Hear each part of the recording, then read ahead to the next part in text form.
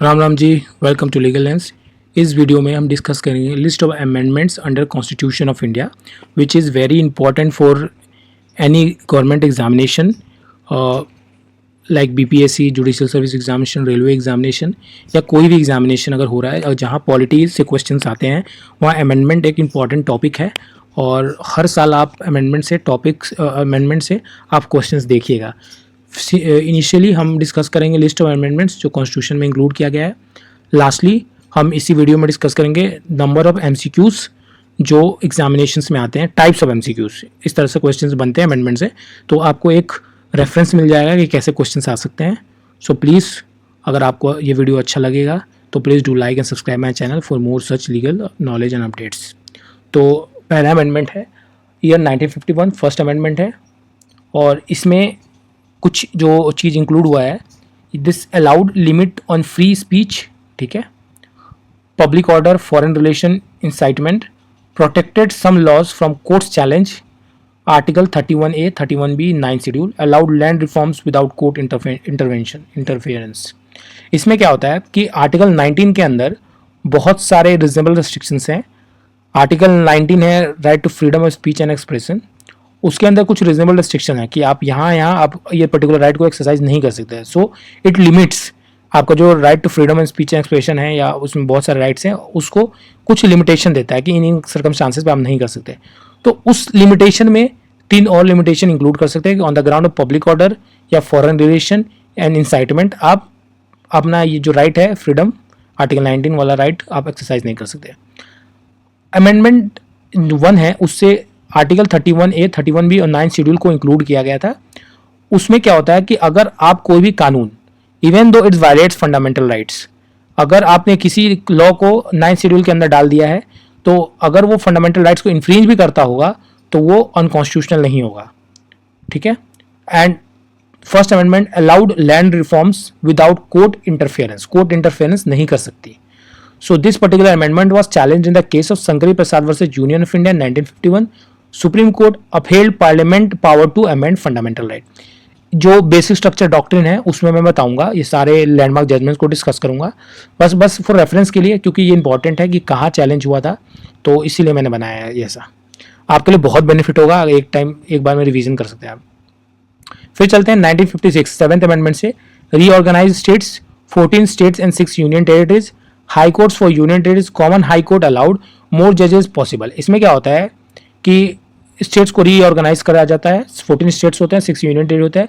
पहले क्या था कि एक स्टेट के लिए एक हाई कोर्ट होता था, but after this amendment high courts for union territories, common high court allowed, मतलब कि common high court union territory के लिए भी हो सकता है, हाई कोर्ट के लिए नंबर ऑफ हाई स्टेट्स के लिए भी हो सकता है। जैसे कि बिहार, यूपी, दिल्ली के लिए एक हाई कोर्ट हो जाए, जनरली ऐसा है नहीं, बट नंबर ऑफ स्टेट्स के लिए भी एक हो सकता है, ठीक है, और कॉमन भी हो सकता है। जैसे कि अगर कोलकाता हाई कोर्ट आप देखें तो अंडमान एंड निकोबार जो यूटी है उसके लिए कोलकाता हाई कोर्ट ही ये पर्टिकुलर हाई कोर्ट है अंडमान यूटीज के लिए, अंडमान एंड निकोबार। ऐसे बहुत सारे एग्जांपल्स हैं इंडिया में। अब चलते हैं 1962 13th अमेंडमेंट से, Nagaland become a state with special status under article 371A, ठीक है, 13th अमेंडमेंट इंपॉर्टेंट है। फिर चलते हैं 17th amendment, added more land reforms laws to the 9th schedule for courts protection. जैसे कि मैंने बोला कि जो 9 शेड्यूल के अंदर अगर आप कोई भी कानून, यहाँ तो क्योंकि लैंड रिफॉर्म्स का कानून था तो उसको कांग्रेस गवर्नमेंट ने इंक्लूड कर दिया 9 शेड्यूल के अंदर, सो दैट कि अगर वो फंडामेंटल राइट्स के वायलेशन, क्योंकि राइट टू प्रॉपर्टी हमारा फंडामेंटल राइट था, तो यही प्रॉब्लम क्रिएट कर रहा था कि right to property fundamental right था, और अगर फंडामेंटल राइट अगर तुम्हारा इन्फ्रिंज हो रहा है तो कोई भी कानून अनकॉन्स्टिट्यूशनल हो सकता है। तो अगर 9 शेड्यूल के अंदर हम डाल देते हैं तो अगर वो अगर अनकॉन्स्टिट्यूशनल भी होगा फिर भी उसको अपहेल्ड कर दिया जाएगा। This was challenged in the case of, this 17th amendment was challenged in the case of Sajjan Singh versus State of Rajasthan. Supreme Court upheld Parliament's power to amend fundamental right. ये शंकरी प्रसाद वाला ही complete judgement है, ठीक है। उसके बाद 1967 में Golaknath versus state of Punjab, Supreme Court said parliament cannot amend fundamental. तो इसमें बस ईयर का नाम डाल दिया गया 1967, यही पर्टिकुलर केस को चैलेंज किया था 17th अमेंडमेंट को भी इसमें। और इसमें Golaknath versus state of Punjab में सुप्रीम कोर्ट बोलता है कि parliament cannot amend fundamental rights. अब चलते हैं 1961 में 24th अमेंडमेंट में, give parliament power to amend any part of the constitution including fundamental right, ठीक है, Kesavananda Bharati. This was challenge the case of Kesavananda Bharati, state of Kerala, अब यहाँ इंट्रोड्यूस होता है बेसिक स्ट्रक्चर डॉक्ट्रिन।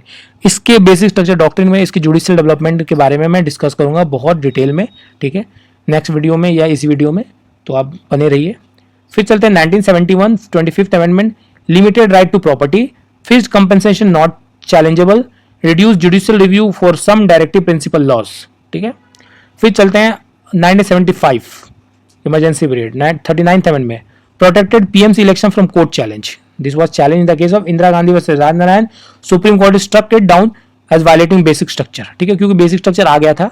और इसमें क्या होता है कि PMC election was cannot be challenge, ऐसा कानून बनाया गया 39th अमेंडमेंट से, and this particular law was challenge in the Indira Gandhi versus Rajnarayan judgment. Now most important, which is called as a mini constitution, that is 1976 42nd amendment. इसमें added socialist secular integrity to preamble, added 10 fundamental duties, अभी 11 है, moved subjects to concurrent list, added new directive principle, extended लोक सभा and assembly's term to 6 years, ठीक है, reduce courts power passing during emergency. This particular amendment was challenged in the Minerva Mills versus Union of India 1980. Supreme court struck down provision limiting judicial review, क्योंकि यहाँ judicial review को limit किया जा रहा था, तो supreme court struck down that particular provision 1976 में। Now that is 1978, that is 44th amendment, इसमें रिस्टोर्ड टर्म ऑफ 5 years। अब इसमें क्या होता है कि जैसे इसमें लिखा हुआ है कि 6 years जो टाइम है, टाइम पीरियड लोकसभा के लिए और स्टेट में, उसको 5 years फिर से रिस्टोर किया जाता है। Emergency only on cabinet written advice, ये इंपॉर्टेंट है। देखिए 44th अमेंडमेंट से दो इंपॉर्टेंट चीज हुआ है, एक तो इमरजेंसी में जो इमरजेंसी के चैप्टर है उसमें बहुत सारे चेंजेस हुए हैं, और एक राइट टू प्रॉपर्टी को फंडामेंटल राइट से constitutional right under article 300A कर दिया गया था, तो ये बहुत इंपॉर्टेंट है। देखिए emergency only cabinet written advice, change internal disturbance to armed rebellion, removed right to property as fundamental right, article 20 and 21 can't be suspend in emergency, this is given in under article 359, ठीक है। तो emergency और property, ये दो changes important है article 44th amendment 1978 44th amendment से। Now it comes to 52nd amendment 1985 which added anti defection law, that is called आया राम गया राम। अगर कोई बंदा चेंज कर लेता है अपना सीट इधर उधर से, अपना member, MP lose seats if switching parties, party अगर स्विच करता है तो उसका मेंबरशिप लूज कर देता है वो बंदा। Now come to 1989, that is 61st amendment. अब जो वोटिंग एज है, पहले 21 साल था, now it reduced from 21 to 18 years for the male adult or male adult or female adult, ठीक है। now 1992, that is 73rd amendment, added panchayati raj system, it was included in part 9 schedule 11। 1992 to 74th amendment, added municipality system part 9A schedule 12, पहले 8 schedule था, अब 12 हो गया है, ठीक है, इसमें हम 9 शेड्यूल फर्स्ट अमेंडमेंट से ऐड करते हैं, 10 शेड्यूल हम 52nd अमेंडमेंट से, और 11 और 12 73rd एंड 74th अमेंडमेंट से, ठीक है। Now 1995 and 2001 77th and 85th amendment, इसमें क्या होता है कि रिजर्वेशन, प्रमोशन में रिजर्वेशन दिया गया for SC and ST employees in government job. Now come to 2002, that is 86th amendment, where education became the fundamental right for students who are from of age 6 to 14 years, ठीक है। और इसमें parents must send kids to school 51A के, that is fundamental duties, 86th amendment से include किया गया था। अब हम बात करते हैं 2003 में 89th अमेंडमेंट के बारे में, जो separate national commission for STs, that is given under article 338A। पहले SC और ST का कमीशन एक ही था 338 में, अब SC के लिए अलग है, ST के लिए 338A है, ठीक है। 2005, that is 93rd amendment, reservation for SC ST backward classes in private education institution. अब 93rd अमेंडमेंट से प्राइवेट कॉलेजेस में भी रिजर्वेशन है for SC ST and backward classes. फिर चलते हैं 2011 में 97th अमेंडमेंट एक्ट, जिसमें constitutional status was provided to cooperative societies, later it was partly struck down by supreme court in the case of union versus Rajendra Shah, part 9B struck down for states, ठीक है। अब चलते 2016 में 101 amendment आया है, introduced GST। अब GST से introduce होने से आर्टिकल 246 से 269A एंड 279A, ये देख लीजिएगा, इंपॉर्टेंट है। 101 आप ऐसे कह सकते शुभ माने जाते हैं लोग, मतलब लोगों के लिए शुभ माना जाता है 101, तो GST is included in under 101, ऐसे करके याद कर सकते हैं। नाउ 102 अमेंडमेंट, जैसे मैंने बताया था कि 338B को इंक्लूड किया, 338A को इंक्लूड किया था बाय 89th अमेंडमेंट, ठीक है, एसटी के लिए। अब यहाँ backward national commission of backward classes के लिए 338B को इंक्लूड किया गया बाय 102nd अमेंडमेंट, ठीक है। और classification of backward classes given under 342A which is given by the president of India.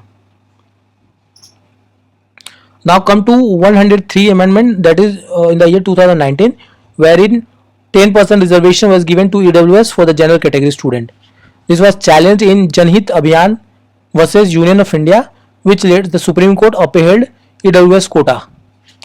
104 amendment extended SC/ST seat reservation in parliament assemblies to 2030, removed Anglo-Indian reserved seats. 104 amendment से आप SC/ST जो reservation है parliament और assemblies में दिलाएंगे 2030 तक, और Anglo Indians जो है जिनके लिए 2 सीट रिजर्व दिया रहा जाता था लोकसभा में और लेजिस्लेटिव असेंबलीज में, उसको हटा दिया गया।